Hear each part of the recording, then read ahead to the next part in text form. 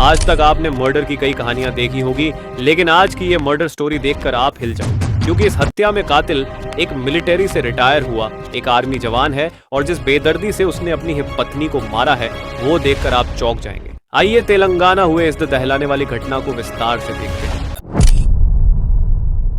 16 जनवरी 2025 पर 45 साल का गुरुमूर्ति अपनी सास के साथ हैदराबाद के मीरपेट पुलिस स्टेशन में कंप्लेंट करने आता है कि उसकी पत्नी माधवी पिछले 2 दिनों से लापता है। वो पुलिस से कहता है कि 2 दिन पहले उसकी माधवी के साथ कुछ बहस हुई थी और वो नाराज होकर घर से निकल गई थी।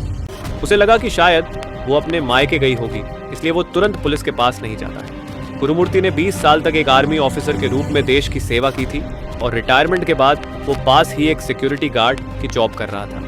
मिसिंग रिपोर्ट मिलने के बाद वहां के इंस्पेक्टर प्रवीण कुमार माधवी को सर्च करने के लिए पुलिस की एक टीम भेज देते हैं। दूसरी तरफ गुरुमूर्ति के दोनों बच्चों का काफी बुरा हाल था। 21 जनवरी को पुलिस वेंकटेश्वरा कॉलोनी में पहुंच जाती है, जहां पर गुरुमूर्ति अपने परिवार के साथ रहता था। इस कॉलोनी में कैमरास भी थे, जिनमें से एक गुरुमूर्ति के घर पर ही फोकस कर रहा था। उस कैमरा की फुटेज जब चेक की जाती है तब पता चलता है कि माधवी 15 जनवरी को गुरुमूर्ति के साथ ही घर के अंदर गई थी, लेकिन उसके बाद बाहर ही नहीं आई। इसके बाद तो शक की सुई सीधा गुरुमूर्ति के ऊपर ही जाती है। पुलिस बिना कुछ देरी किए गुरुमूर्ति को पूछताछ के लिए उठा लेती है। शुरू में तो गुरुमूर्ति हर क्रिमिनल की तरह पुलिस से झूठ ही कहता है, लेकिन जैसे ही पुलिस वाले उससे सख्ती के साथ पूछताछ करते हैं तो वो सब सच बता देता है। कमजोर दिल वाले कृपया इस वीडियो को यहीं पर बंद कर दे, क्योंकि जो खुलासा गुरुमूर्ति करता है वो सुनकर पुलिस भी शॉक हो जाती है। गुरुमूर्ति कहता है कि उसकी किसी बात पर माधवी से बहस हो जाती है और गुस्से में वो माधवी को काफी बेदर्दी से मारता है। उसके बाद वो माधवी की बॉडी को बाथरूम में ले जाकर उसके हाथ पांव के छोटे छोटे पीस करके मिक्सर में पिसवाता है और टॉयलेट में बहा देता है। ये सब करते वक्त उसकी बदबू घर से बाहर ना फैले, इसलिए वो पूरे घर में 10 परफ्यूम्स स्प्रे करता है।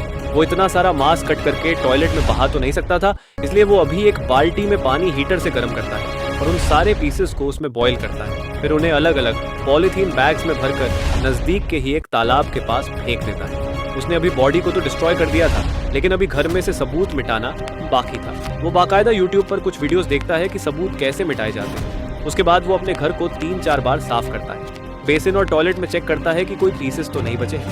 सब क्लीन करने के बाद वो रात 10 बजे अपने दोनों बच्चों को लेने जाता है, जो नजदीक ही अपनी बुआ के घर गए थे।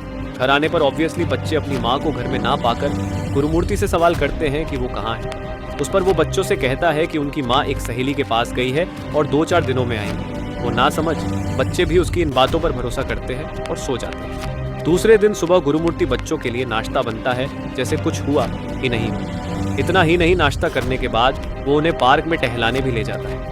लेकिन उधर माधवी की माँ काफी परेशान होने लगती है, क्योंकि पिछले 2 दिनों से उसकी अपनी बेटी के साथ बात ही नहीं हुई थी। ऐसा कभी भी हुआ नहीं था। ऊपर से माधवी का फोन भी बंद आ रहा था। फिर वो गुरुमूर्ति को कॉल करके माधवी के बारे पूछना शुरू करती है। गुरुमूर्ति उसे वही कारण बताता है जो उसने अपने बच्चों को कहा था, लेकिन माधवी की माँ को कुछ अजीब लगता है, इसलिए वो सीधा हैदराबाद गुरुमूर्ति के घर आ जाती है। फिर गुरुमूर्ति भी उसके साथ पुलिस स्टेशन में जाता है। आगे जाकर पता चलता है कि गुरुमूर्ति ने ही उसकी जान ली थी। अब पुलिस के सामने ये सवाल था कि उसने अपनी पत्नी को क्यों मारा था।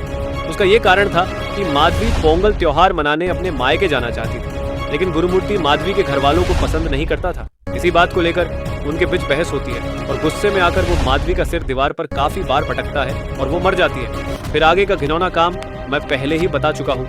ये इंसिडेंट एक सबक है कि कैसे 1 मिनट का अनकंट्रोलेबल एंगर आपकी लाइफ खराब कर सकता है।